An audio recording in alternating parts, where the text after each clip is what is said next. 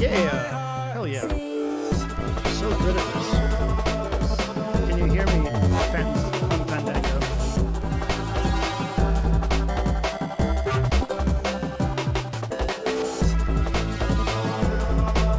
Cool.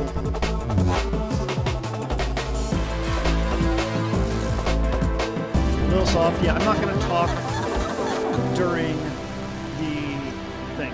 Aquatic, yeah, this is my new album, Heart Sing. It's an album of drum and bass music, and it's on the Mate. And let me see if I can change my voice real quick.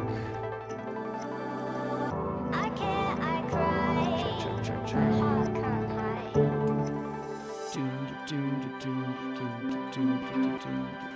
can't hide.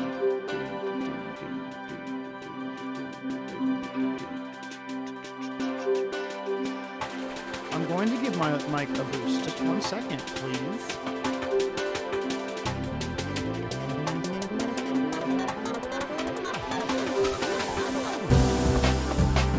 How's this? I just gave myself a 6 dB boost. Is this better?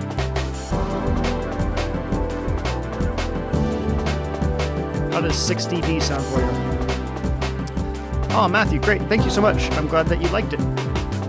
Maybe even continue to like it. Turn it to 11. I'm scared.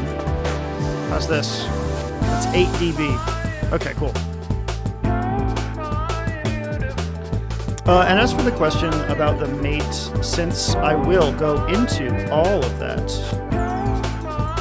Yeah, see, this is why we start a little bit early, because like this happens. Where's the best place to get my music? Well, I don't really actually care where you get it. Wherever is best for you. I have a Bandcamp. It's soundvision.bandcamp.com. In the link for this, in the video description for this video, you'll find a link to the album on like all the services, so you can just grab it wherever you want. You know, I'm not picky. Like whatever you want to listen to it on, it's cool. If you buy the Bandcamp one, you get the Mate bundles, which are basically all of the sessions, like everything that's on the Mate for these songs. You can just load them onto your Mate and play around with them if you want. So yeah, I think we can probably get started. I thought what I'd do is start with like the first track and talk a little bit about the mentality of building an album like this on the Mate, and also introduce you to the Mate, because it's kind of an interesting thing. I'm going to turn down my I'm going to dim my lights real quick because they're a little bright. Can I do that from here? Ooh, yeah. Yes, they should load into headless. Yes, they should. The bundle should load into headless, I'm pretty sure. Okay, so if you don't know what the Mate is, I'm going to hold it up. It's this little, and you saw it in the video thumbnail, it's this little device. It looks like a video game console.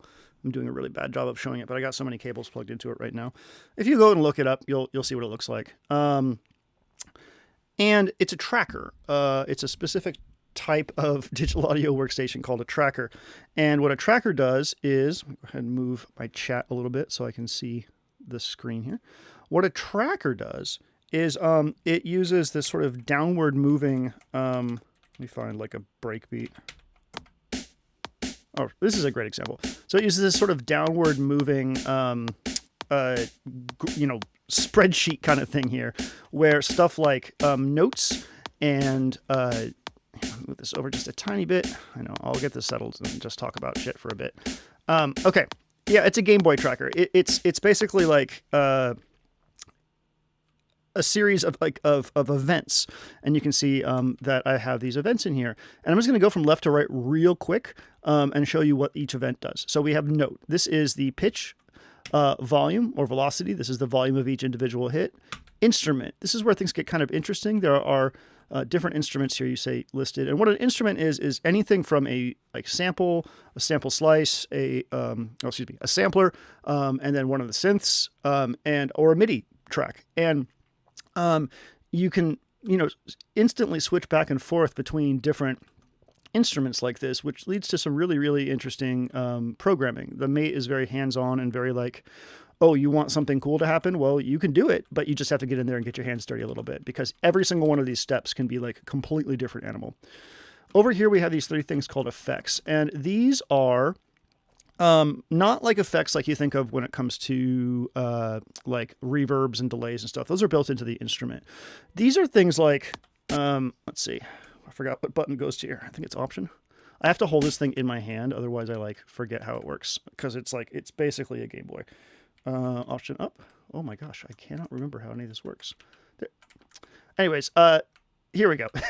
So these are effects. So there's three categories. There's the instrument, so things that are related to the instrument, like you know, you can see volume, cutoff, resonance, amp.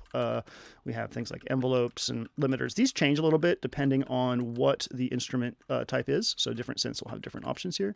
Mixers and effects, so things like sending to the reverbs and delays, the volume of things, a lot of stuff related to mixing, you know. And then we have sequencer effects. So you can see we have an arpeggiator, sort of probability. You can delay your steps. Groove, which is something I may or may not get into in this one because I don't really use it all that much. You can do things like hop around, randomizer things. This is a really powerful randomize effect thing here. As we encounter these within the thing, I'll you know, let you know.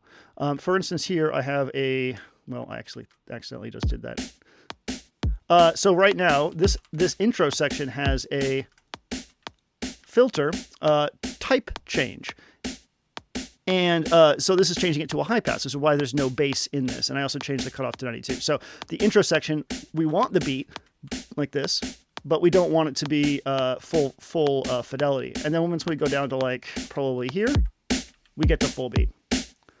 So this is really, really powerful. It's like when I write stuff on the Mate, I write very deterministic stuff, like very just like, oh, I want this exactly to happen exactly in this way, and I get really kind of, I don't want to say like tweaky, but I don't let anything just sort of happen if it bugs me or doesn't bug me. Like I make sure that everything happens exactly how I want it, and that's the cool thing about the Mate. Okay, so with that said, on this level, this is our song level. We have 1, 2, 3, 4, 5, 6, 7, 8 tracks, and each track can have a series of phrases or patterns in it, and you can chain those patterns together. So these numbers here all refer to what's called a pattern chain. And if I go into them, you'll see in the bottom bottom right-hand corner of the interface, you see a little S.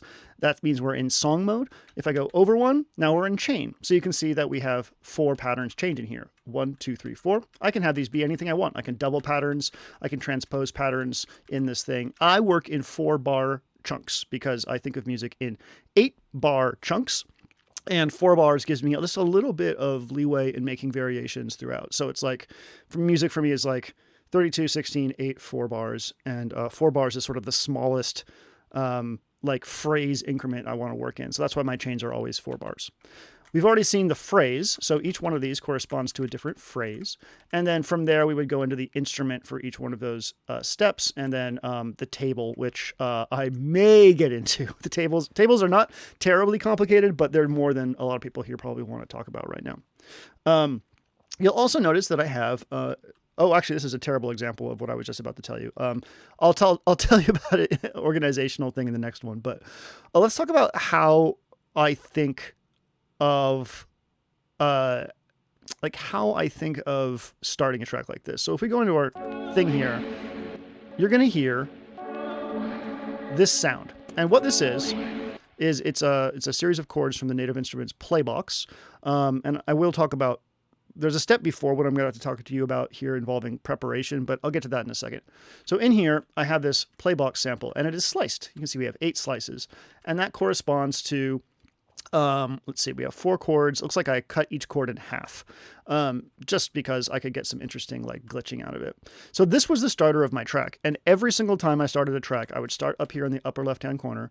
On my last album, I started over here on the right. I just decided to make it over here this time.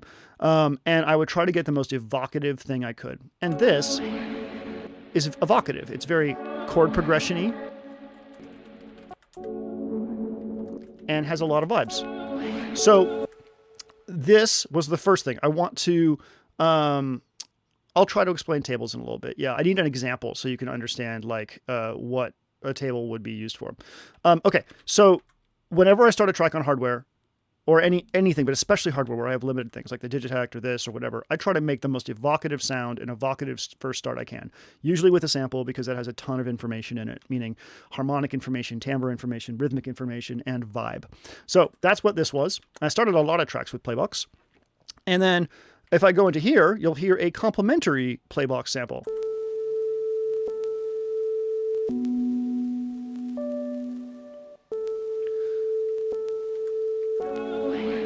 So together, we get a wonderful bed of sound.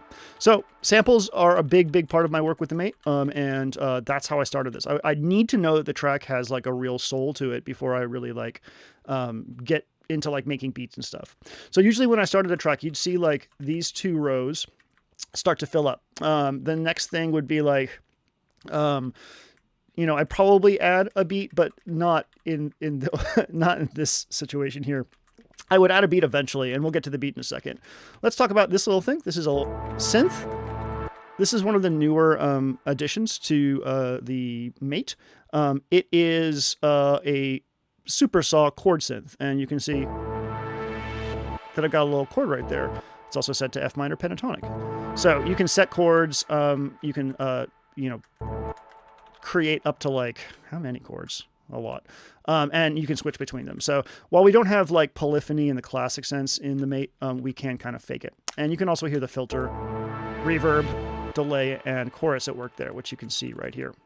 The Mate has, if I go up from this page, you'll see that we have 4 modulators. These can be anything from a typical envelope to LFOs to envelope tracking or tracking of the incoming signal, which is really neat. And they can be set to pretty much anything involved in the synth itself, which is really cool.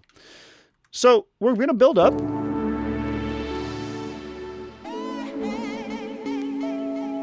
There's a little fun trick here. Oh, where is that? It must be on this one. So you can make your own little delay by changing the start time of a sound and then reducing the velocity as you go through. Because you only get 1 delay in here. And while my delay is actually at the same time value as this is, it's like big and ping pong and diffuse. So you just like do a little trick by making it feel like you're like turning it down. Okay, let's get into breakbeats.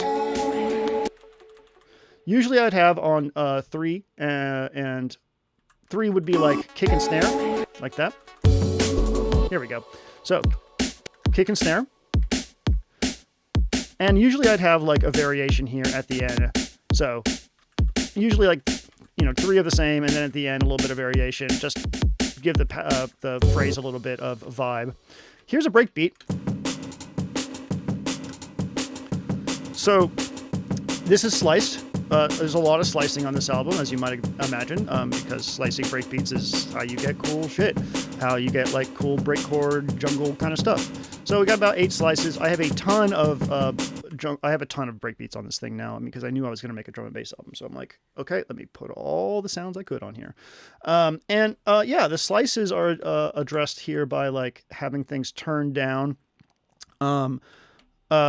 So next gen, that's awesome. I'm really glad to hear that.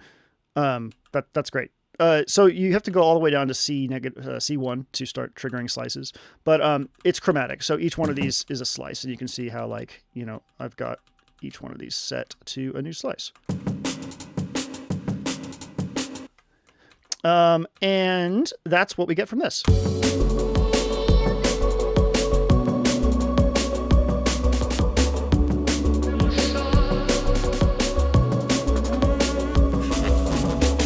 All right, there's a bit more going on here. Let's talk about bass. A lot of the bass in these tracks, when I was going for a more mellow vibe, is just a straight up sine wave. Here it is. There's a synth in here called the wave synth. It does like chiptune kind of stuff, and it has a lot of classic waveforms like, ooh, there we go. You can just hear that. Yeah, super deep.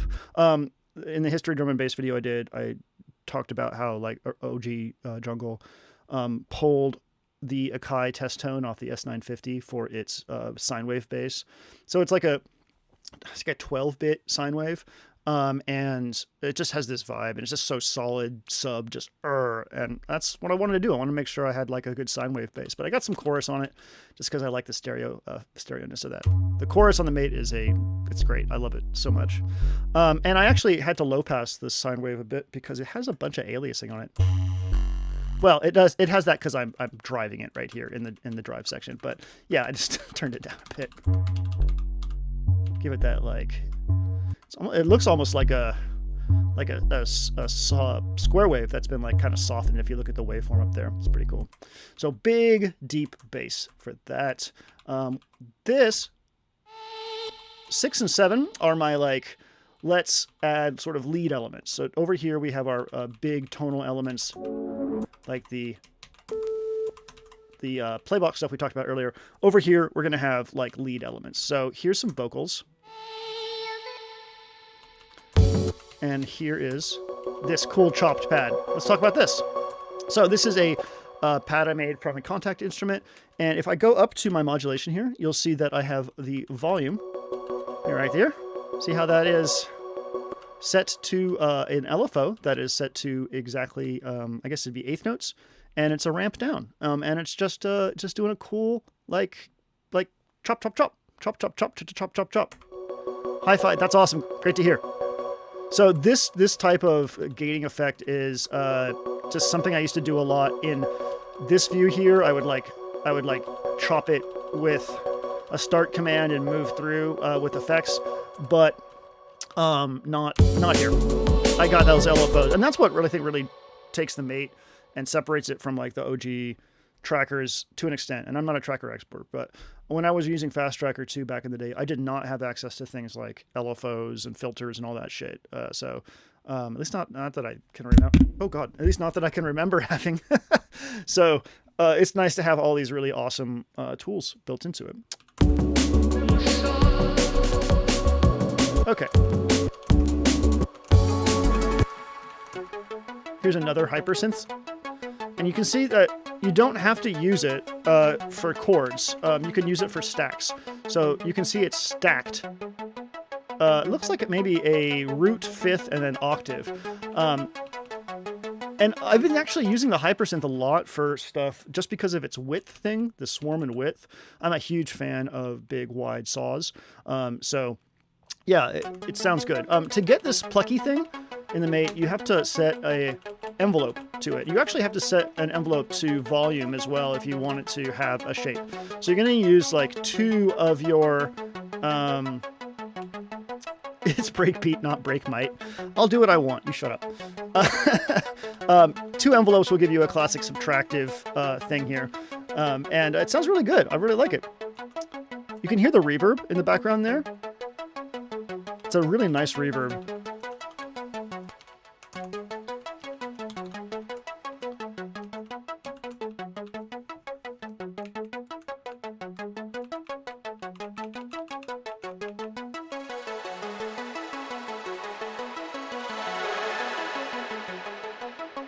Got this dreamy quality to it. Settings for the reverb are here. So we actually do have mod stuff here for the reverb, which is great. Why is there a Japanese duck? Because if you look closely, they are grooving with what we're playing, so I don't know what to tell you. I like to switch my breakbeats on top quite a bit to give a different vibe. So this is a really classic break. I can't remember which one it is. But yeah, I just really need that particular tambourine sound a lot. Is great to speed up the energy of your track.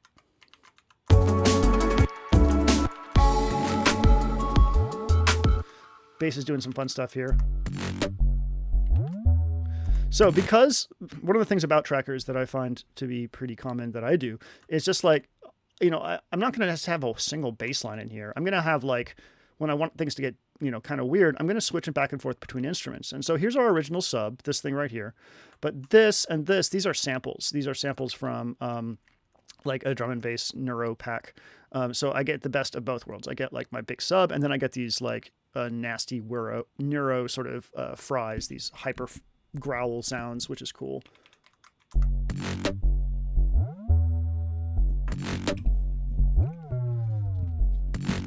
That's one of my favorite commands too, right there. Pitch bend. We have slide and bend on here. Slide will slide up to the note when it hits it, and then bend will bend it down when it hits the note. So you can get really slippy and expressive.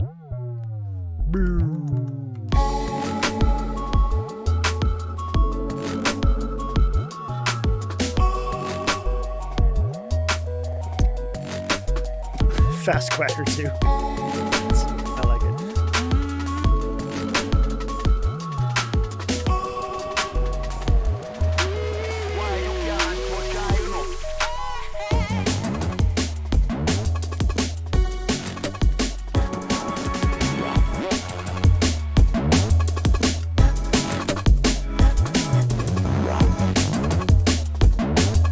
So we got more bass jumping around now.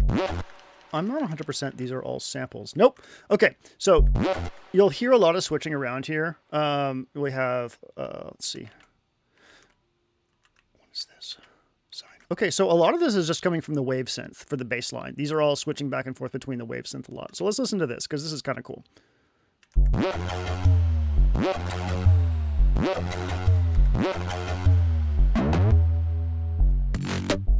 Well, those were samples.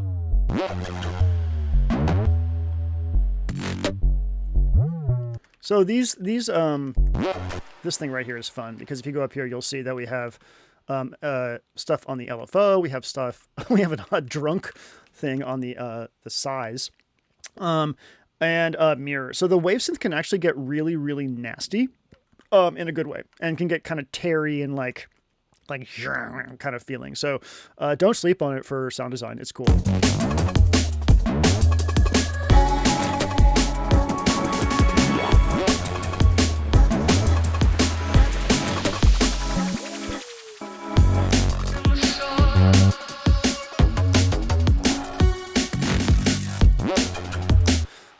So I'm going to be the first to admit that my style of drum and bass, or especially this album, it's really kind of kindergarten. You know, like if you go and listen to like proper drum and bass, like it's so muscular and compact, and just like the people that make it just have such a command of the genre. My album's a bit messier and a bit sort of like I don't know. It's kind of, well, it's very me in that like I can't really focus that much. So like my stuff tends to be a little bit more layered and a bit more complicated.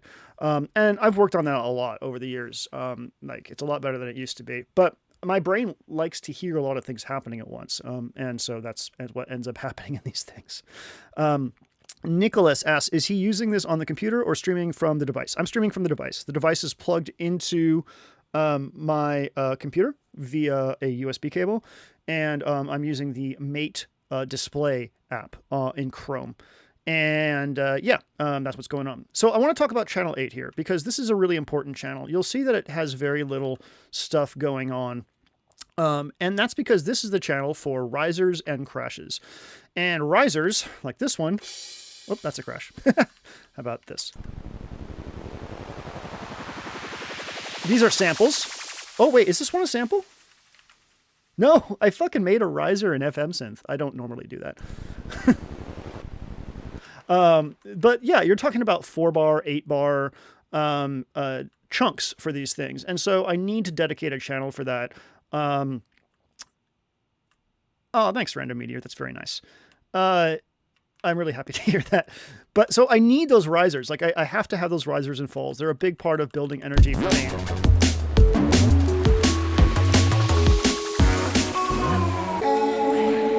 So that's what you're going to see on channel 8 almost every single time, is these risers and stuff. And then finally, before we move on to the next track, and I'll just put this out here. If you have any questions about this track specifically, get them out now. Yeah, Mikey, you know it. So what I will do is I will make a section. So I will make like 2 4-bar chunks equaling 8 bars at the beginning of writing a song. And I want to get that 8 bars as like nailed down as possible. It has to just be like, fuck yeah. If it was a demo, or if it was like someone handed you a mate and said, play this, and it was just those 8 bars, I'd want them to be like, yo, this rocks. Or if you heard those 8 bars on like Spotify as a preview or Beatport or wherever you only hear a chunk of the track, I want that to hit. I want that to be, the soul of the track. So that's what I'm working for when I first start. Then I'll make a little, like island of nothing. And then I'll do another 8 bars that has some kind of variation of that. I need to prove to myself that I have at least 2 sections to move to. So I'll have 2 8-bar chunks of fully all complete music, like everything's filled in, everything just kind of like goes. And from there, I can ask myself, okay, do I need to do a C section, a third section? A lot of the time the answer is yes, but never more really than 8 bars, unless I absolutely have to. Like in the case of one of the tracks we'll see later, I was working with vocals and I had to make them longer, but not here. So A, B, C, I'll have those 3 things. And what you'll notice about these tracks is that they usually have like an intro, A, B, C, and then a break, and then A, B, C, and A2, B2, B, C2, and then they'll go out. So it's not like verse, chorus, verse, but it is like I do have sort of a plan in mind, and that's kind of how it goes. Michael White, that's awesome. I'm glad they liked it. Let's go to the next one. So this was the first one I made. The track does appear in order of creation. I don't know if that's something you care about. But here, before we get started, take a look at this. So you'll see 1, 2, 3, 4, 5, 6, 7, 8 are my tracks. And you'll see that for the most part, the patterns, or the chains, these are 2 chains, follow the track number. And I got this trick from, I think, Mikey303, who's in the chat. Amazing little bit of advice. Because this keeps things super organized. And you always know that, like, oh yeah, my track 3 patterns are starting at 3-0. The mate works in a hexadecimal format, so you get 0, 1, 2, 3, 4, 5, 6, 7, 8, 9, 10, 11, 12, 13, 14, 15, 16 things. 16 iterations of whatever you have in there. And you will theoretically run out in some cases. I mean, I definitely have, and you'll see in some cases, especially in the more complicated tracks, like I got a 90 here. I don't know what's going on there. I got some 6s down here. Is there a reason I skip using 0-0? Great question. I reserve 0-0 for, yes, there's a reason, because I don't have a 0-0 track. So as I just explained, the chain numbers start with, the track number. So there's no 0-0 track. And these FEs, these are my blank tracks. And if I go into FE, you'll see that it's just 4 FEs. These are what I use to fill in these spaces. I also have an FD that is, so these are all the way at the top. I'll never hit these for any like conceivable reason. FDs are kills. They kill all the effects, because some effects will keep going, like pitch bend or volume or repeat. They'll just keep going. So you need to kill them sometimes. And then I have a note off command here to make sure that the sound that was playing stops. So I have a, what do you call it? I have a like fill, this little filler, and then I have a kill. And the reason I have a little EF here is because this isn't 4 bars. This is 2 bars.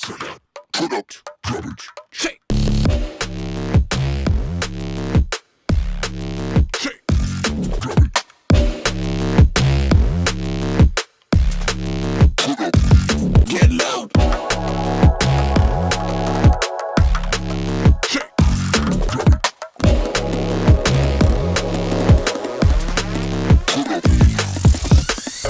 I did not know how to read hexadecimal. It doesn't really bother me. It's fine. You don't need to know hexadecimal to get the mate to work. None of this filthy 0-0 nonsense. I know. The fact of the matter is, up at the FFs and the super highs, you have more options for these sort of utility things. So you have your FEs, which are your just fill-in ones. You have FDs. You can do a whole bunch up there. You can have like all the Fs can just be utility if you need. Okay, so this track really has a bipolar personality. That's why it's called Jekyll and Hyde, because it's got this melodic section. What did I start with? I got a pad. What is this? It's just a chord. Where'd it come from?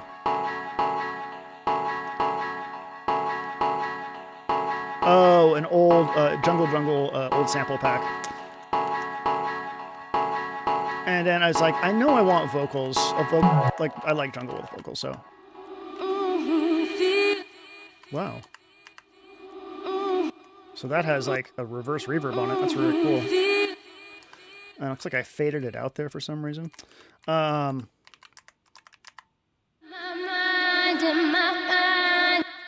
I'm using slices for this. Slicing vocals is really useful because then you can trigger different parts of the verses or choruses.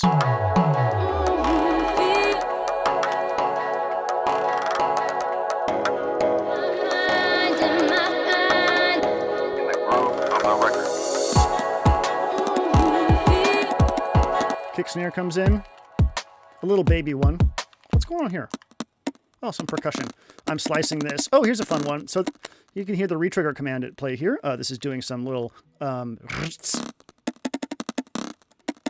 cool thing about the retrigger command is it's not just, ratchet it. You can also see you can have volume and a ratchet. So there's two columns of numbers here, two columns of data. And here they are taken up by 1 and 2. Here they're F6. So you can create really interesting like glitch stuff just with a retrigger command.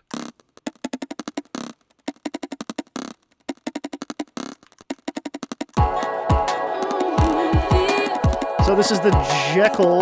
Wait, is it Mr. Hyde? Which is the nice one? I can't remember. Anyways, so this is the melodic part, which we do go back into here later. But we have this drop, which is mostly all samples. And look how minimal it is. This is what happens when you just rely on like neuro basses to get by. So...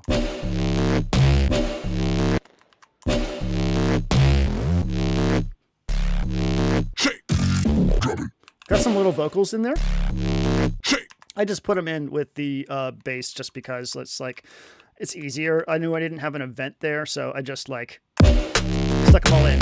And our drums are incredibly minimal. This is what I associate with like neurofunk to an extent. It's just like a 2-step beat, meaning do do. Though I do have these little shakers here, just like really minimal but powerful.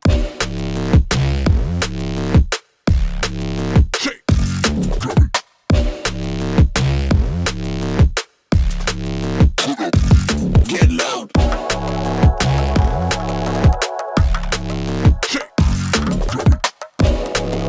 Some risers. Now back to Jekyll. And this weird break. Some cool stuff going on with the vocal here. It's sliced. Like really sliced. And some pitch bends. Jump up vibes. A little bit. It doesn't get quite as like aggressive or rock sort of metal band as Jump Up does. This track eventually goes into this section. With this little lead here. This is Seesaw on the macro synth. So this is the synth engine. This is actually Mutable Instruments Braids, which gives you an incredible amount of... Ooh, I like that. I should have used that. Of synth engines. So Mutable Instruments Braids is like... it's a really famous module from Mutable Instruments that was open source, and so a lot of the code in there has been ported to other things. So, but I reach for it when I want all the stuff that it can do. Look at a little filter on it. Sounds like Seesaw. Yep. And then it's wet with reverb and stuff.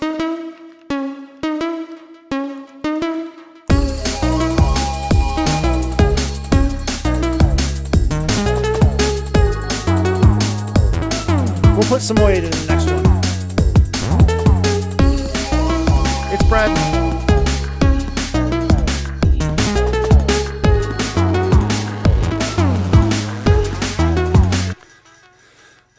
The learning curve on the Mate.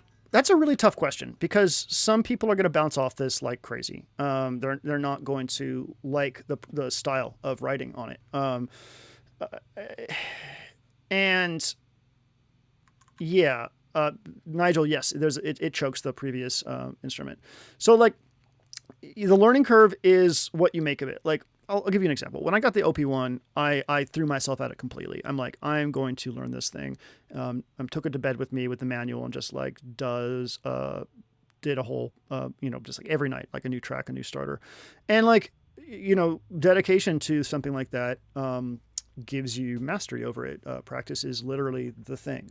So there's two things that has to happen. You have to want to get good at the device. You have to want to do that. And then you have to do it. You have to practice it. But I promise you, if you sit down with something and you want to get better at it and you want to express yourself with it, what will happen is you will run into an issue and then you'll be like, I can't express myself. I should figure out how to get past this issue so I can better express myself. So it's like, you have to just like accept the fact that like, look, if I want to get better at this, I have to practice it.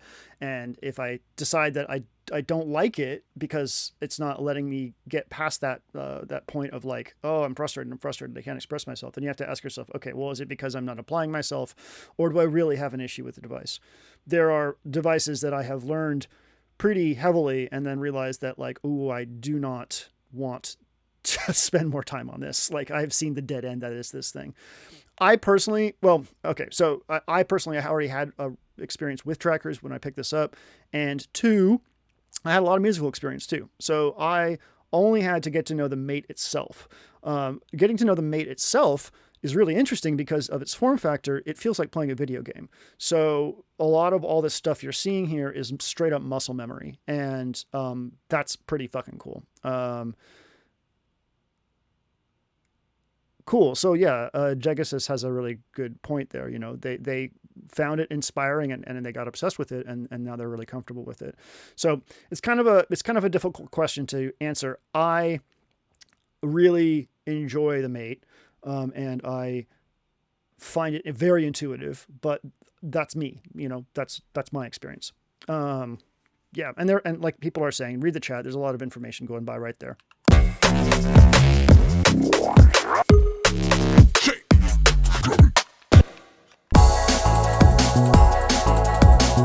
So there's not a lot going on in here. There's a little bit of extra leads here and there. A little popcorn lead, I think, right here.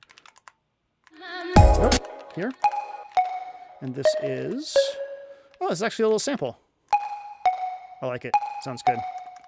Okay, I think I'm going to move on. Let's see.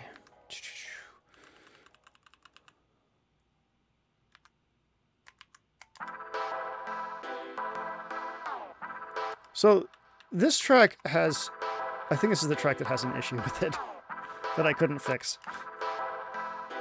I do like, so this is sliced. This is like a sliced chord progression. You can see that there's like a pitch bend here. The pitch bend thing on slices is really cool because it sounds like you're scratching it. So don't sleep on that.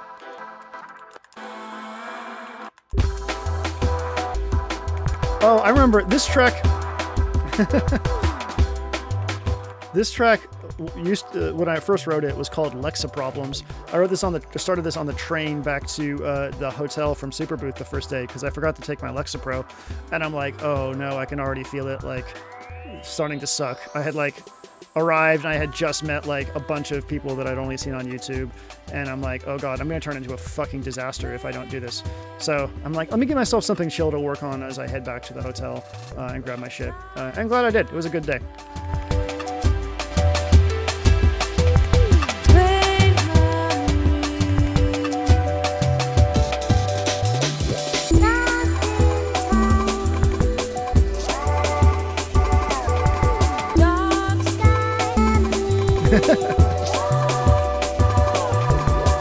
I just wanted something chill and pretty. Let's see what's going on here.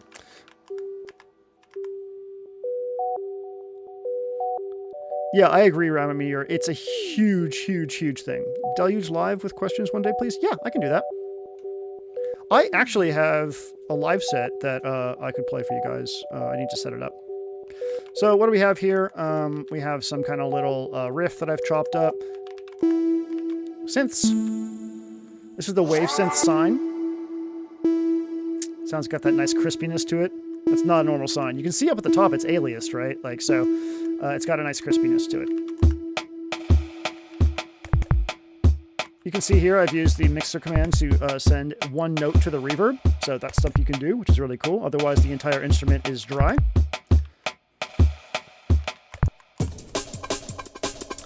There's that fucking same drum loop again. I'm sorry, if it's not broke, don't fix it. Like, the one with the tambourine. I just can't get over. Like, it does so much to the mix. It's one of my favorite breaks.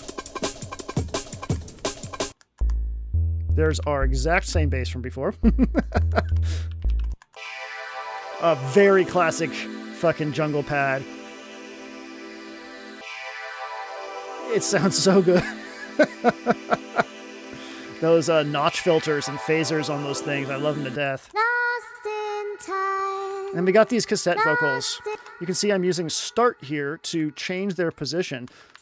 I will show you this. If I take my cursor and I put it on this and I hit the edit button, it's going to play that step with the change. So I can preview this.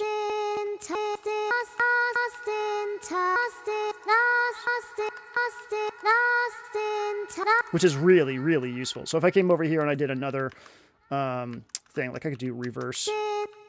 Oh, that's not a good option. Let's see. How about pitch?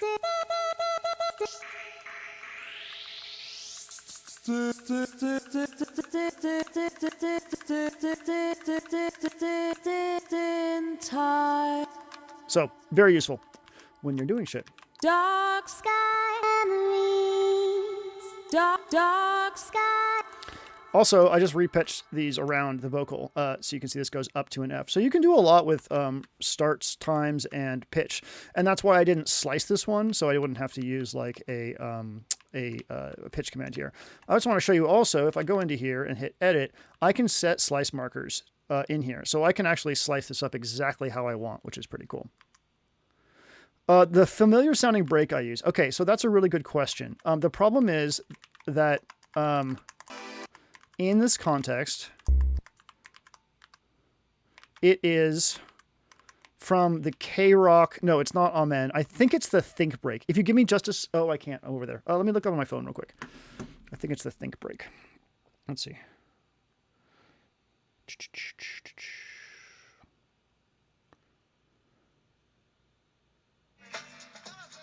So it's like the Think break. Hear those tambourines, but I don't have the little vocal bit in there. That's what it sounds like split up. So it's not that. The issue is that these came from a sample thing called AMG 160, Sound of Drum and Bass. So these aren't actually just original breaks. These are like already chopped breaks. So they have the vibe of like Think break and stuff like that. It might be... Apache doesn't have the tambourine though, does it? Apache's a lot darker. Let's see.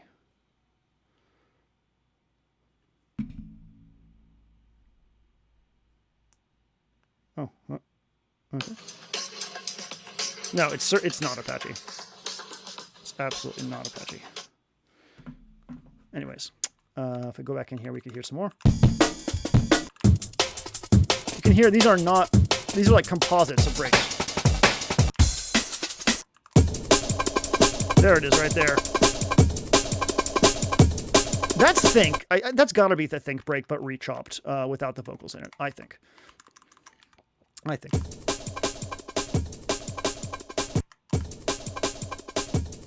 be a blend. Yeah, actually, you're 100% right. It might. I guess you do. Yeah, you're right. It does kind of have the bongos in there. Oh, there's some fun break chord glitching.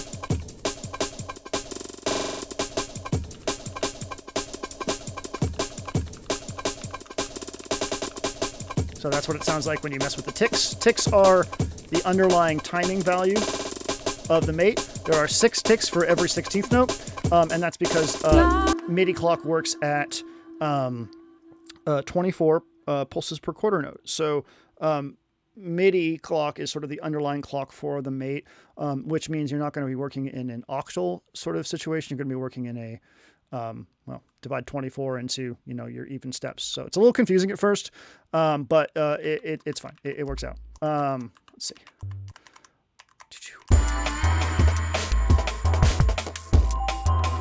I got some Jamaican toasting vocals in here because you have to. Uh-oh, what did I do? Let me turn this back up.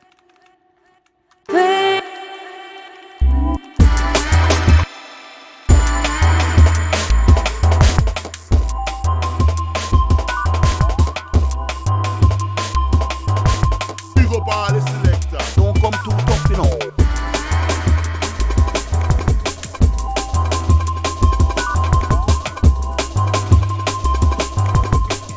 It's funky, baby. Oh, I haven't heard of Jump on the Groove. I'll have to look that up. Hold on a second. Now I'm curious. Jump on the groove. Jump on the groove. Let's see if I can get this fucking video demonetized just by playing these. Not get on the groove. Jump on the groove. Let's do it. Is this it?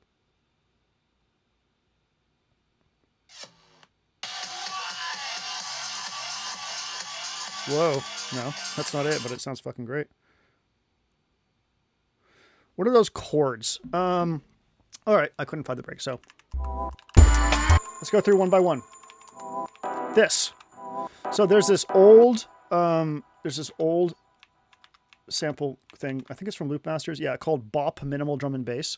When I'm working on the mate, I don't really care too much about I used a loop. I really don't, because I'm going to be doing so much to it, and I'm working in this sort of constrictive environment that I don't really have an issue using other people's or sample CDs and stuff like that. So this is one I've had a really long time.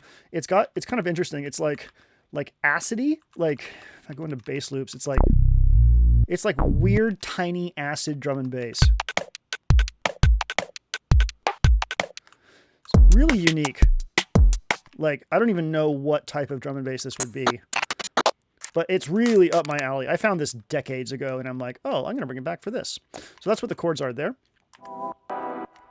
They're chopped up, kind of dubby, right? This is it's a Playbox sample, I believe. So again, that Playbox thing we were talking about earlier from Native Instruments, I have a lot of samples from there.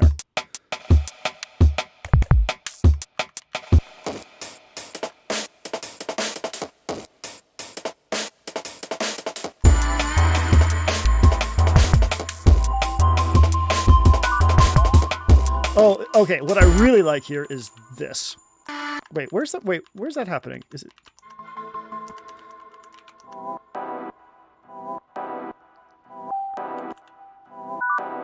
Yeah. Channeling my inner cuckoo with those just like weird little like retrigs and repitch stuff. So we have a relative pitch command here and a bend note up. So we get this little glitch here because it's sped up a whole bunch. All right, I guess it's time to talk about tables real quick. What I really wanted to show you was how I use them.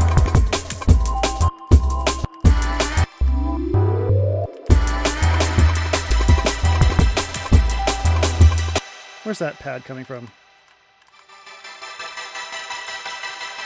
This is a great opportunity to show you what I can do with the table, okay?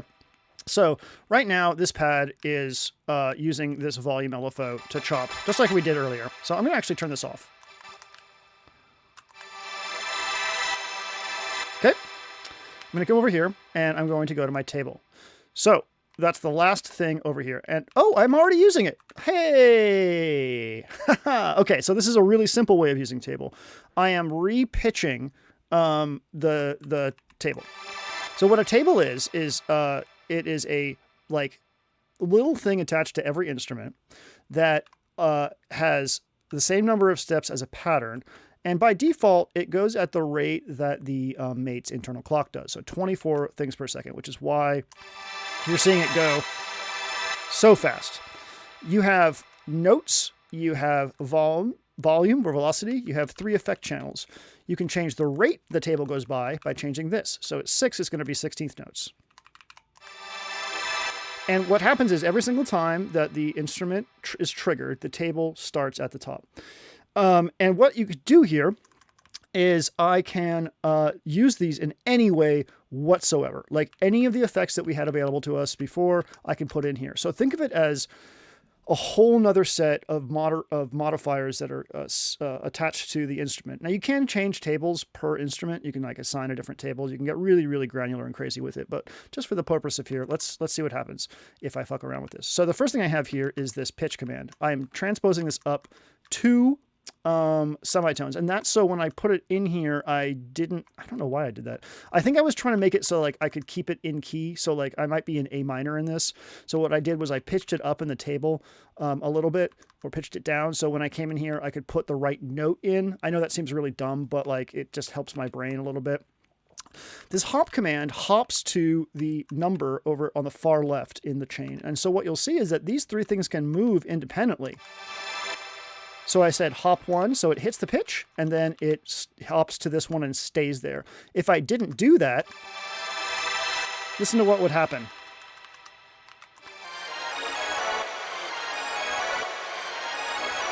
Because it repeats, it's going to repeat that command over, and over. Oh, Groove is in the Heart? Fuck yeah, I love that fucking break so much. So you can see sometimes you need to get a little clever and keep things from moving around like that. So let's go over to here. What could I do here? Well, actually, let's start with note. So I can use this as an arpeggio. Whoops, I guess I would need to get rid of pitch. Let's do that. And I'm going to go back to this, to 6. And I'm going to go ahead and change this to, let's see,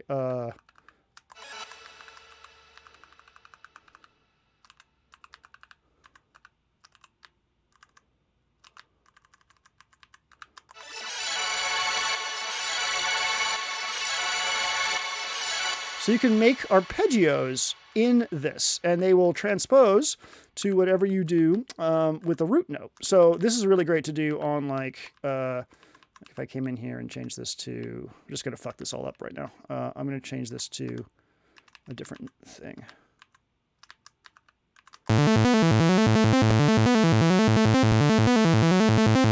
So these note commands are now transposing this. And if I go back to here, I can play this. So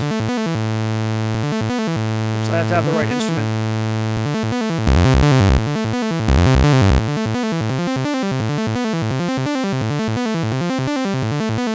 So built into the instrument is this transposition here, which is basically an arpeggiator. So that's one way you can use it.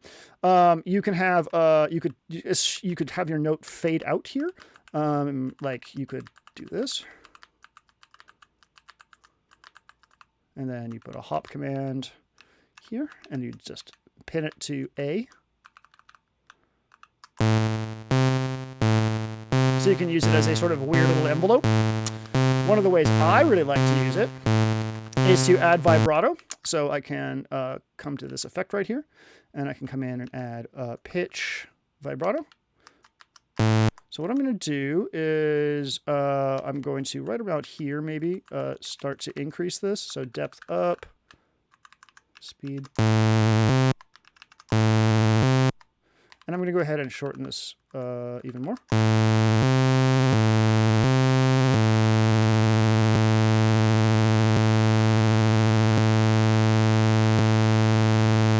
That's not doing anything.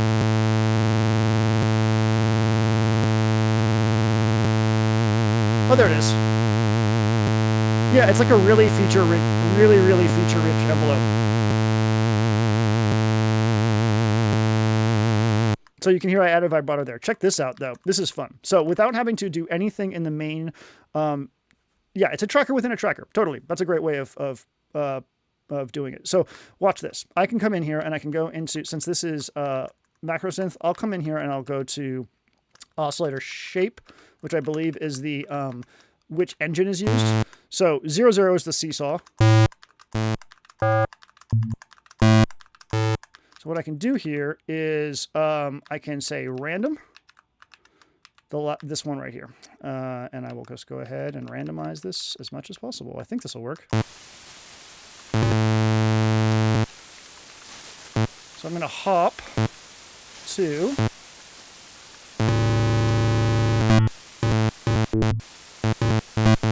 so now it's randomizing the engine.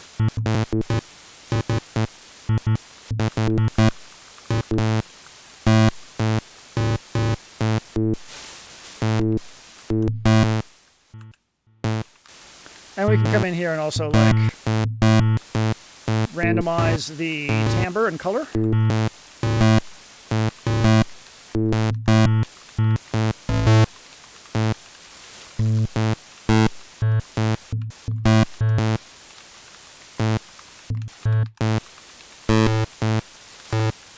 Last but not least.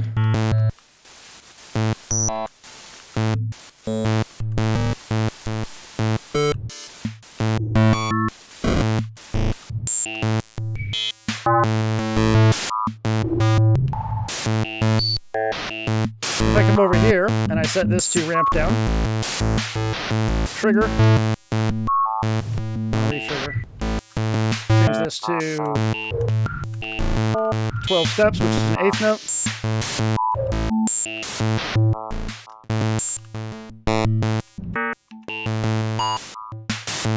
You can create really interesting instruments.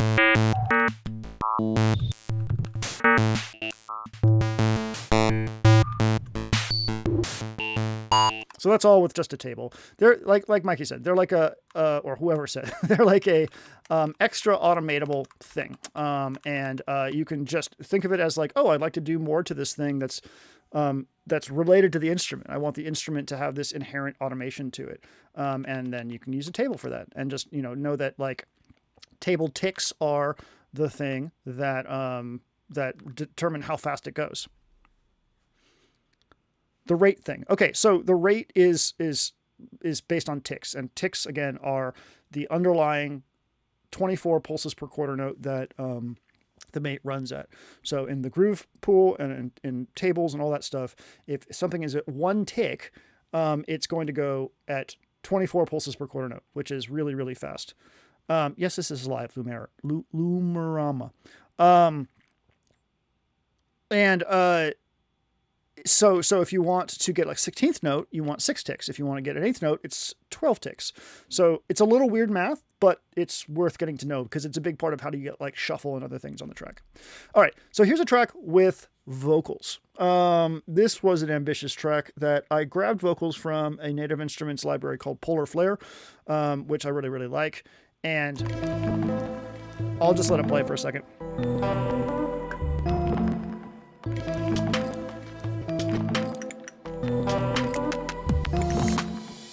It's the times when I don't sleep. It's the times out of comfort. It's the times when we touch base. In the moments that the lips fade. Minutes roll away into hours. Doesn't even need to be ours. It's the times when I don't sleep.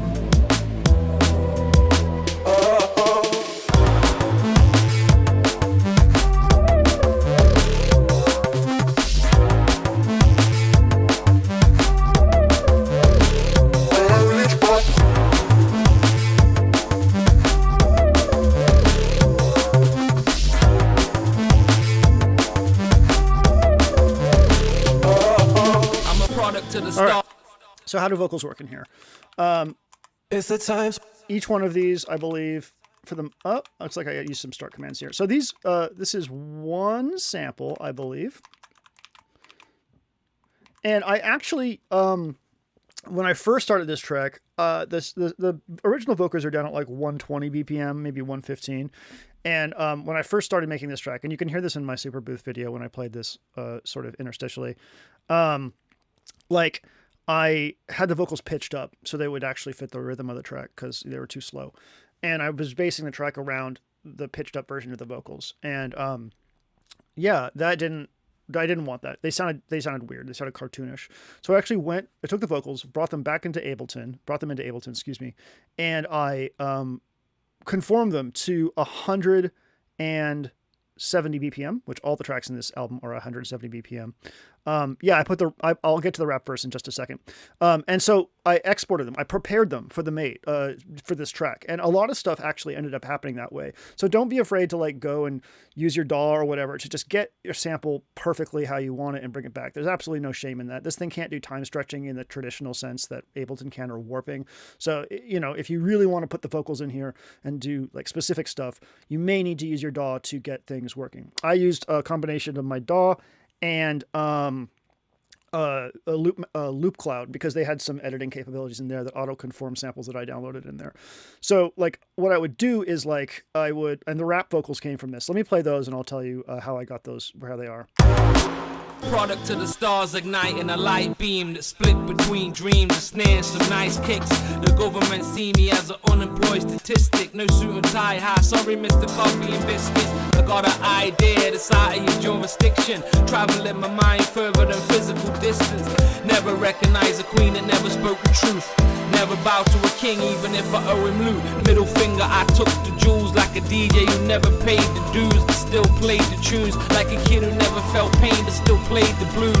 I do politics but I still hate the news. You making my hats, well I'll be making my tracks. Contradict the script, without money life could be crap.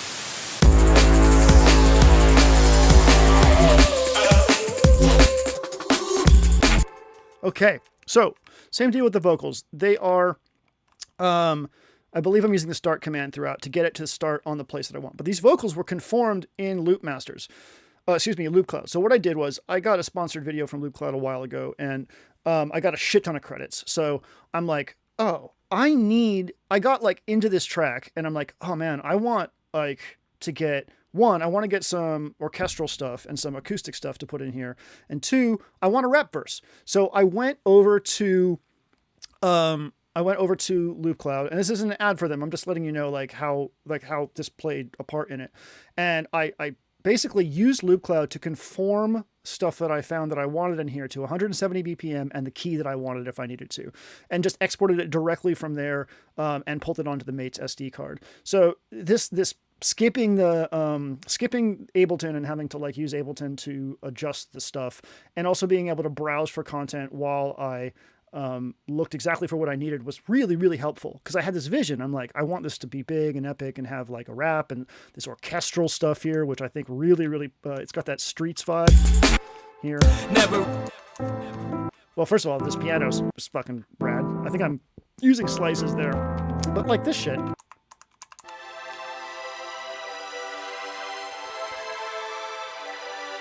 It's so fucking cool. Like, and that's just a sample that I found while looking for stuff for this. Middle finger, I took the jewels like a DJ who never paid the dues but still... I don't know what the bass is here. Let's find out. Wait, really? That's wave synth? Jesus Christ, that's fucking crazy. Okay, and I want to shout out to my man, William Light, Whirl. He's a software developer and musician and friend. And he's really into drum and bass. And he when I told him I was working on this stuff and telling him just how weird drum and bass was, and he was like, yeah, it's pretty crazy. Like, here's what the people in Bristol are into and stuff. He sent me this track called Foghorn. He's like, this blew people's brains apart when it played in places like Bristol, where people apparently are really snobbish about drum and bass. And it was literally this giant blast for maybe a bar, and then nothing for 16 bars except for the drums. And I'm like, this is the stupidest thing I've ever experienced in my life, and I want to do it. So that's where this came from. Now, of course, I didn't let it. I did a whole bunch of stuff to it. Like, there's a whole bunch of other shit going on. But yeah. So this is a giant bass sample from the decoded drum and bass thing from Sennheiser that I then ran through a big old reverb. It just sounds so good.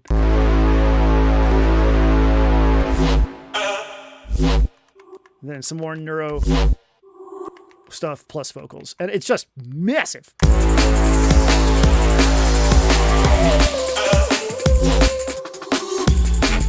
So this section right here, I edited that section in Ableton. I exported this all as stems. So what you're going to hear on the album there is it goes like, as opposed to just kind of rolling through it. Tom, I have not been to Bristol or anything over there. Yeah, I haven't. I haven't been to the UK. I want to. But yeah, this track got a fair amount of editing in that sense, in that I had the stems and I'm like, I want this to hit harder. So there's this 909 crash and like you just go, God, I can't talk. It kind of goes like, and the beat kind of completely drops out. A lot more epic, a lot more just like fucking crazy shit. So yeah, if you hear the album version versus what the Mate bundles sound like, you'll notice that's a bit different. Can you buy the bundle, Daniel? I have an album called Heart Sing that this is from.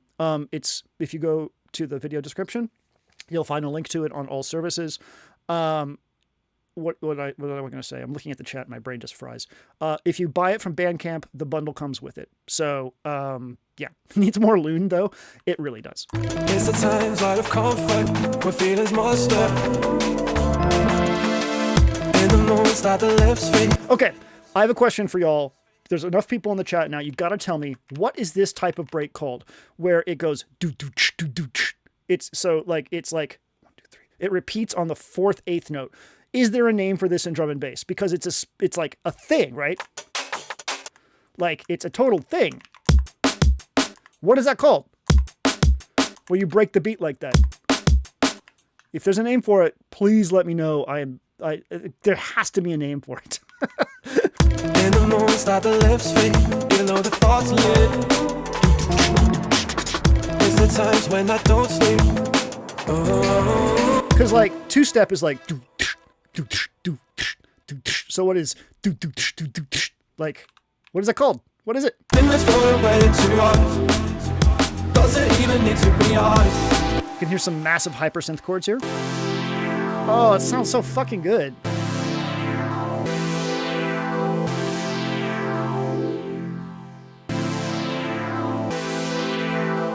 That sounds so good. Syncopation, yeah, but like, is there a name for it in the drum and bass thing? Matrix beat? I don't know. I like all these names, but like, roller? Maybe. I'll have to look it up. Yeah, maybe that's called a roller. Like, it's the times when I don't sleep. I get to name it. It's called the duck. Jeremy Step. Yeah. No, I don't get to claim anything about drum and bass. Okay, so that's what's going on with that track. The vocals, everything that you heard on the album comes from in the Mate, except for like some of the edits. And so that's how I do vocals in this stuff. Let's move on to another vocal track. What the fuck is it called? We Come Alive. So this one, again, has vocals. This one gave me some goosebumps, I'm not going to lie. So what do we got here? This wonderful sliced thing that sounds like Celeste. I got this from Loop. It's called Bum Bum Clap Bum Clap. Yes. And you see here I have a rev loop on. So yeah, it's like a kalimba. So this is what it sounds like forward, but you can reverse your loops slices, which is really, really nice. Piano. Again, something I grabbed from Loop Cloud. And I got some vocals. Stand when you're alone, stand when you're afraid. Duck bumps. Stand in the breeze. Roller. Okay, thanks. Thank you so much. That makes sense. Reaching for the sky, you and I. Let your spirit fly. Stand in the breeze. We come alive. Caitlin, yeah, absolutely.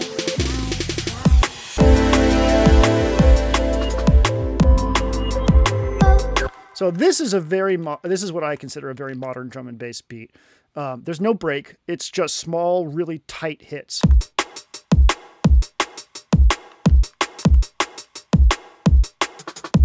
And this right here is how I normally do my drum chains. So a lot of my stuff actually. So we're working in 4 bars. You want to establish a groove. You want to establish a thing, which is this. Very simple. Then a little variation. So we got a little, I don't know, percussion roller thing, that thing right here. Love those things. And then back to the original. And then on the 4th bar, a little bit more variation. So altogether, we have a very established groove, but it's drops around just enough to make it interesting to listen to.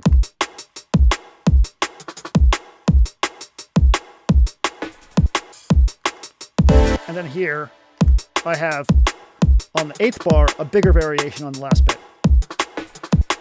So, establish, variate small. Establish, variate a tiny bit bigger.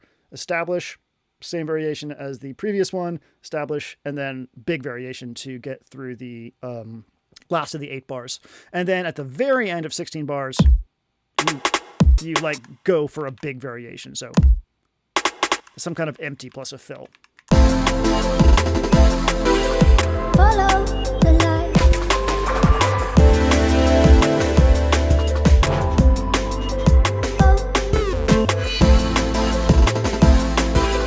Follow the light. My thoughts left behind. Be still. There's another vocal trick. So here, I'm increasing the reverb while reducing the cutoff frequency while maintaining a particular start time. So it's like a fake dub delay. My thoughts left behind. Be still. All kinds of really fun programming techniques that are specific to trackers. And Mikey, if you do you know a good place to, like, for people who are interested in this shit to like find out, like, what are some like tracker like basic fun things to do videos, like here are the things you should try when you have trackers. How do you sync the song rows if you have a hop on one of those phrases? How do you sync the song rows? I don't think you can. I don't know. Actually, I don't know how that would work. Yeah. I guess, yeah. Okay. No, Caitlin's right. Yeah. When you slip down to the next one, it's going to resync them all. Or you skip it. Just follow the light. Feel the light. You blow my mind. Infinite ways. I close my eyes. I see paradise. Oh. You blow my. Where? You blow my mind. Just follow the. Just follow the light. So here, I did some vocal effects stuff where I would like super wash out the vocal here. So you can do kind of cool like automation tricks within like the pattern itself using the sends and the effects that you have available to you. Like there's like a bit crusher in here. Just So you can do interesting things with it. Just follow.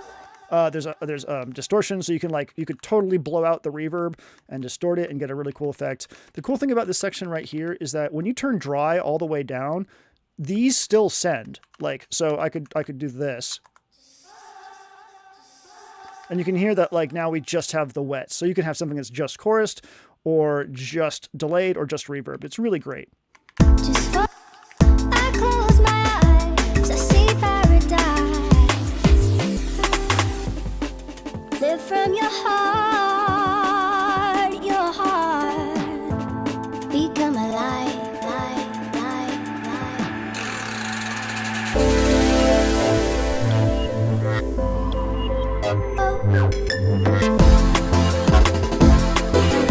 Follow the light. Oops, something just did something really interesting.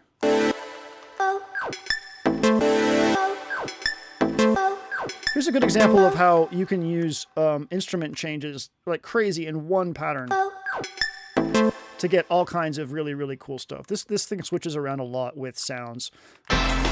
Okay, I'm going to switch to one more. I'm going to finish up. So if you have any more questions about tracker stuff, let me know.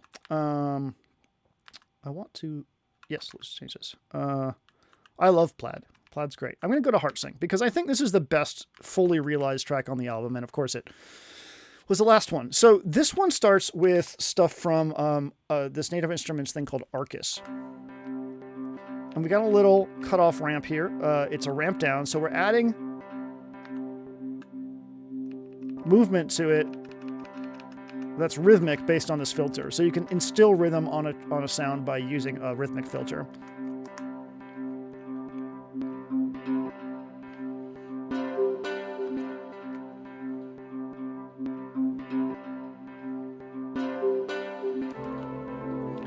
Over here we have other Arcus stuff. So I really went for Arcus here, which is giving it this sort of like, is it Injury Reserve? There's this electronic group that like has like uses a lot of like combination of like fast tempos, but also like orchestrally kind of feel. It's really, really pretty. Like, so this is why samples are so amazing, because you can get so much evocation out of them. There's 3 stacks here. What is this? Another Arcus. I just went crazy on the Arcus. Open MMT is somewhat controversial, somewhat Marmite in that some tracker fans adore it and some can't stand it. Where do you stand on the matter? Open MPT. Open MPT. Hold on a second. Open. I don't know what that is. MPT.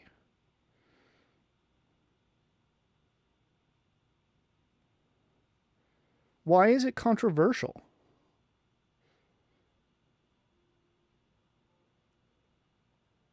Why is it controversial? I haven't used it, so I don't really know any. I don't know if it's like a thing. I don't know why. Why is it controversial? Do you ever time stretch with the mate? I don't. I guess you can. You can do that old school time stretching thing where you like stutter your start time.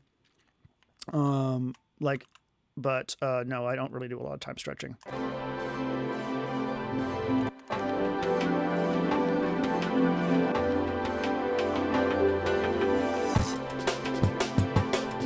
So some break cutting.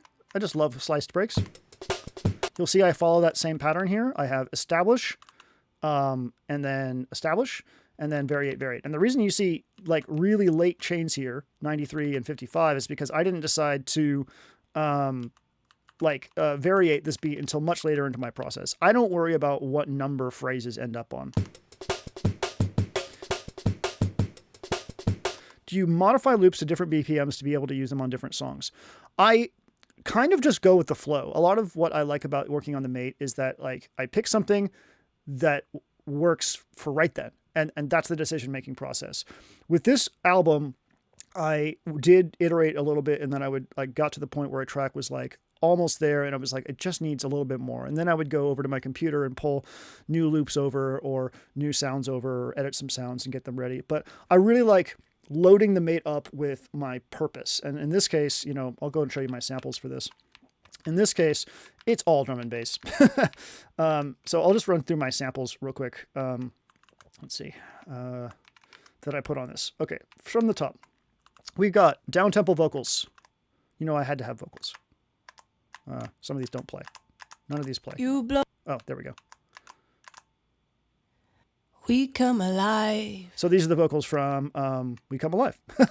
I have other vocals, poetic vocals. I grabbed these both from Loop Cloud before I started this project because I knew I needed vocals. Albion Tundra. This is a Spitfire product, so I cannot recommend that you use it because transphobia. However, I had already made a bunch of samples with it, and I decided to bring them over because they're very pretty. It's like an orchestral thing for contact. Arcus, excuse me, let's go back up. AMG 160. This is a sample CD from, it's old. It's literally a CD, like an audio CD that I got from archive.org. You can go get it for, you can go get it for free right now too. It's called AMG 160. Just search for that over there on archive.org. The trick though is it's not ready to just be used in your mate or in anything, because it's literally audio CD tracks. And so an audio CD track, like you'll see CDA1 or whatever, and it will be like 12 breakbeats with separated by a few seconds of silence. And I think the intention back in the day was to play those into your sampler and sample them and then edit them in your sampler. So I actually meticulously went through this fucking thing and chopped them all up and got them all ready to go for this. So a ton of work went into just getting this pack going. And this was going to be a big focus. So I used the AMG 160 a ton. Let's see, more atmospheric vocals. These pads, which I didn't really use much at all. This is an old 90s sample thing. There's some nice stuff in here, but I just didn't use it. I mean, if you're going to make atmospheric drum and bass, you need pads. My decoded drum and bass, this has a lot of really modern stuff in it. Decimal and DOA. This stuff came from an open directory of samples from Dogs on Acid back in the day, which is a drum and bass forum. I don't know how I found it. I don't think it's available anymore. I think they closed the access to the directory I was grabbing stuff from. It could be, I don't know. But I got so much shit from there. Like these DOA amens, these are like amen breaks that the community over on Dogs on Acid made, and they fucking kick ass.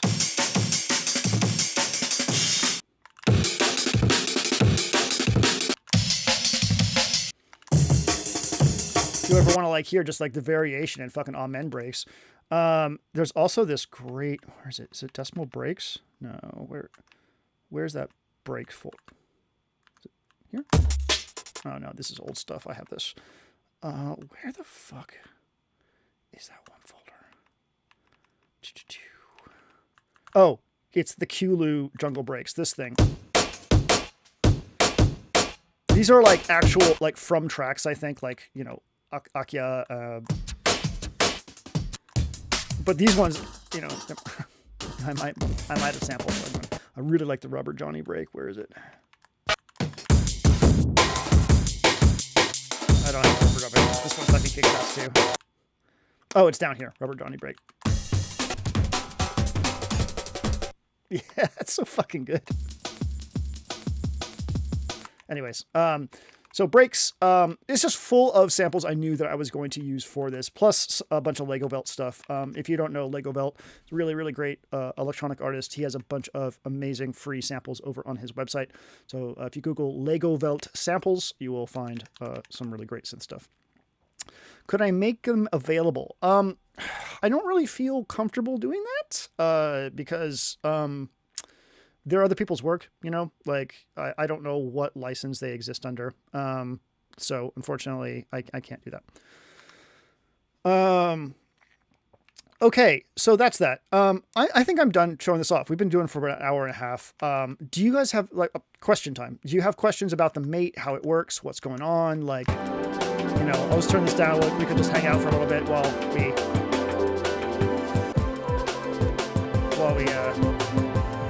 answer some questions. I know there's a huge delay between you and me, so I'll just I'll let this sit for about 5 minutes and see if you guys have any questions. Otherwise, we'll just finish it up.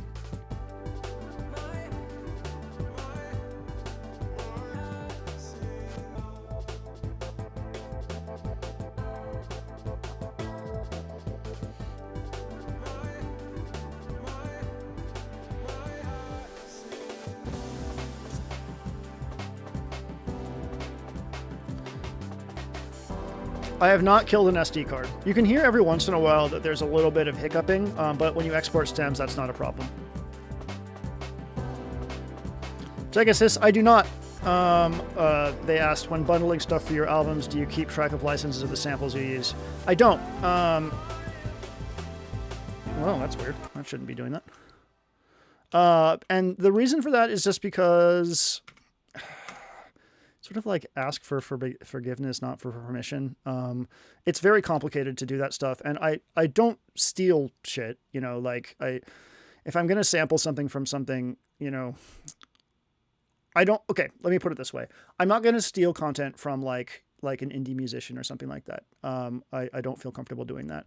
But I am going to use what I want to make a piece of music. And I believe in sampling culture. I believe in the art of sampling, and so I'm just gonna steamroll through it and make what I want, because that's what music is for me. So I don't know if that answers your question or not, but that's how I feel about it. You love electron stuff. Let's see. Oh, got a lot of questions. Hold on a second. Let me turn this down a little bit. Okay.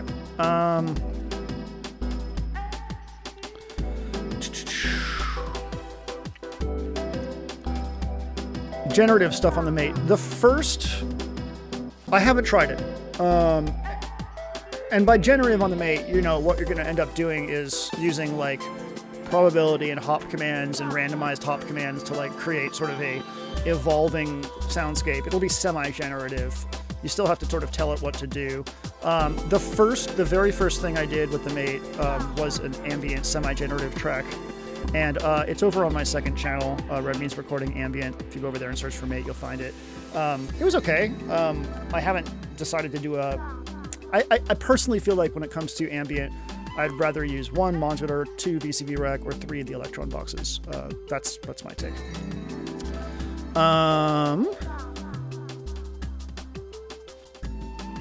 Caitlin, thank you so much. I'm glad that those resonated with you. Oh god, I just lost the thing. Anything you don't like about the Mate workflow? Anything you had to go stem out in Ableton because of specifically?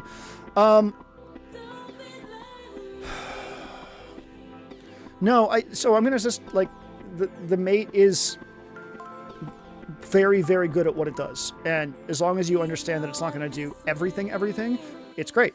It has stereo samples. It has a great sounding reverb, delay, and chorus. Has distortion. Has filters. Has super, super complex automation and LFOs and all that shit that we just went through. So I come at it with what it is, and that limitation is what. And if there are any limitations, I'm like, that's fine with me. I don't mind it at all. Also, Tim TRS80 that makes this thing is like constantly putting out firmware updates. It's actually kind of bonkers how much firmware updates we get. All right. What's your favorite software feature of the Mate, and what is its weakness? This is almost the same question. I mean, trackers are just a really, really dope way of making music. And if you like that, like they give you full hands-on control every single step. It encourages me to be really, really like deterministic and sort of like do a lot of like almost like pop music tricks with my stuff. Everything kind of like has quick turnarounds and does a lot of really cool stuff. I feel like I really get to be me when I'm working on the Mate, because my brain wants to make all those like really, really controlled changes to my music. From a weakness perspective, I mean, I don't know. You can why don't you tell people in the comments, Mikey, what you think the weakness is? You use it more than I do. I don't really have an issue with it. My favorite feature of it, I'll tell you what my favorite feature of it is. When I was in Berlin and I was walking around, I would take it with me when I was on the train and shit like that. And so I'd be on the train and I would have my headphones in, all in-ear monitors, and I would be working on a track, and then I would leave the train and I could just walk down the street listening to my little Mate Walkman with my track. So being able to take yourself out of the process of like staring at the screen and just listening to music objectively can do a lot of really interesting things to your perception of it. And with that in mind, I found that portability really helped me listen to my tracks objectively, as if I was listening to them on like my phone or something like that. So that was really cool. I really liked that. Have I gone through everything here? All right. What's up?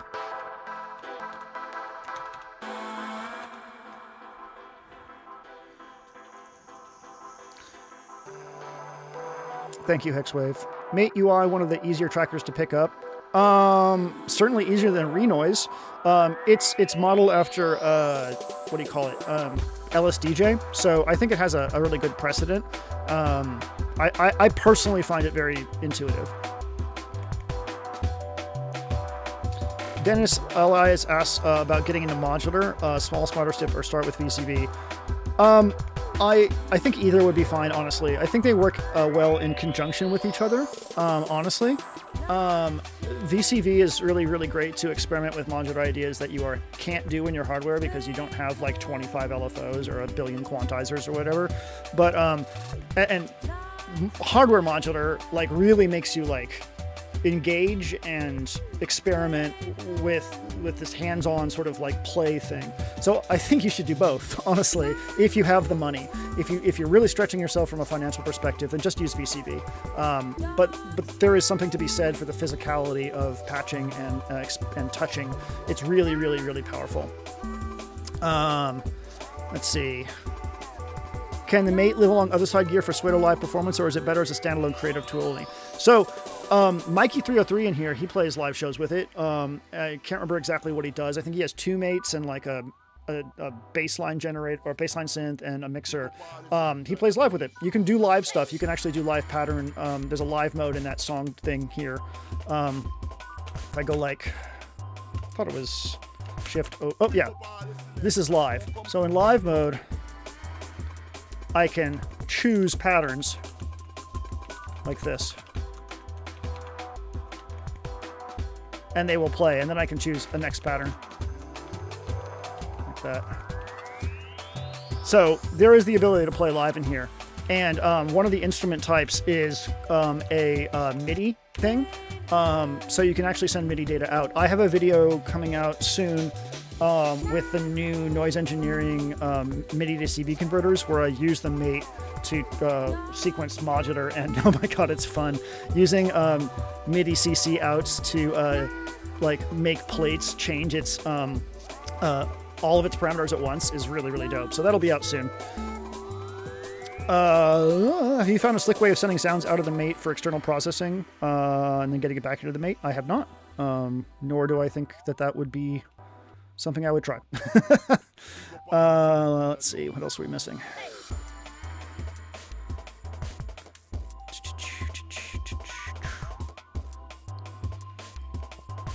Oh, gosh.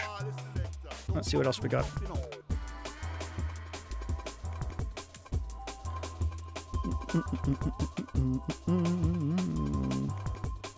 When you're composing on the Mate, are you setting up individual actions, a few rows, and then working out transitions? Are you thinking more holistically about the track from the start? I explained this earlier in the video, Hex 7. I start with an 8-bar chunk here with the most evocative piece of sonic information, which is going to be these 2 samples, what I use for write these 2. These 2 have to like really kick in terms of what I put in there. And then I start filling it out with drums and bass and stuff. And I always go like sample, sample, or hook, hook, kick snare, like 3 is like beat, 4 is breaks, 5 is bass, 6 and 7 are leads, and 8 is effects. So I know I'm working within that sort of like paradigm, and therefore I kind of have an idea of what I have available to make a track really kick ass. The track starts to take shape from the minute I start it because I'm using the most evocative content as I possibly can from the beginning. And that's how I think about all composition. Do you like to make music on a tracker or in a DAW? The experience of making music is more fun in the Mate than it is in a DAW. Oh no, sorry about that. Embarrassing.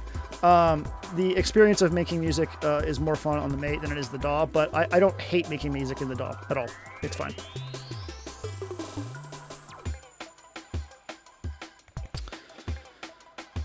What would you tell someone who just grabbed a Mate and wants to get started producing songs? Well, it really depends on if you have music experience. Coming to something like the Mate with no musical experience is going to be a lot more difficult than coming to it with musical experience, because you will be able to use your musical experience will get transmuted into the Mate. And you just need to learn the interface. If you don't have musical experience and you don't have songwriting experience, then it's going to be a lot harder. And that's the case for everything, you know? Well, you can't just buy a piece of gear without knowing how music and songwriting works and then just be like, I'm going to write a song. That said, listen to other music that you like, listen to what's going on in it, try to pick out individual elements, and then look at the tools that you have access to and say, how could I do what I just heard in this? Something as simple as a drum line, like kick, snare, hi-hat, something simple like that. What's the bass doing? Can I program a bass that sounds like that? A lot of what you're going to be doing when you're starting off is like stealing, reproducing, because you have to learn how the components of music work before you can actually write songs. That's my opinion. But don't get discouraged. It's something that should be fun, and you should practice. Second best tax evasion tip. Really good question. I have a couple offshore accounts, which is, I know it's kind of bougie, like it's expensive and you have to have someone to manage them for you. But I find that offshore accounts are really, really useful. So the first, tip is have an offshore account. The second tip is have a second offshore account and only have those two offshore accounts talk to each other. Never have them like talk to you directly, so that you never get they can't trace you. That's my tax evasion tip. Any other questions?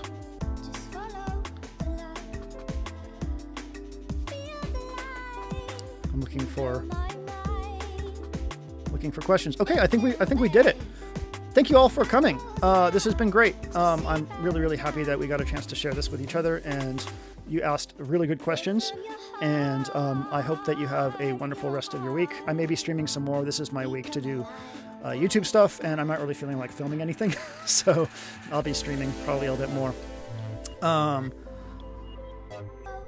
Oh, Caitlin, I'm sorry. I got to go back to the drawing board with that then. My bad. Y'all take care of yourself. I appreciate you. And yeah. If you like what you hear, check the link in the video description for Heart Sing. It is the album that you've been listening to here. I'm going to make this duck really big, and then we're going to go ahead and sign off. So I'll make the duck really big here, and we'll make me really big, but just this part of me. There we go. And this is how I want you to remember me. A mouth and a duck. Just a duck and a mouth. That's all I am. That's all I am. See? See? That's it. That's all I am. Is this better? There we go. Now you can't even see my mouth. Just my eyes and a duck. Bye, everybody. You take care of yourself.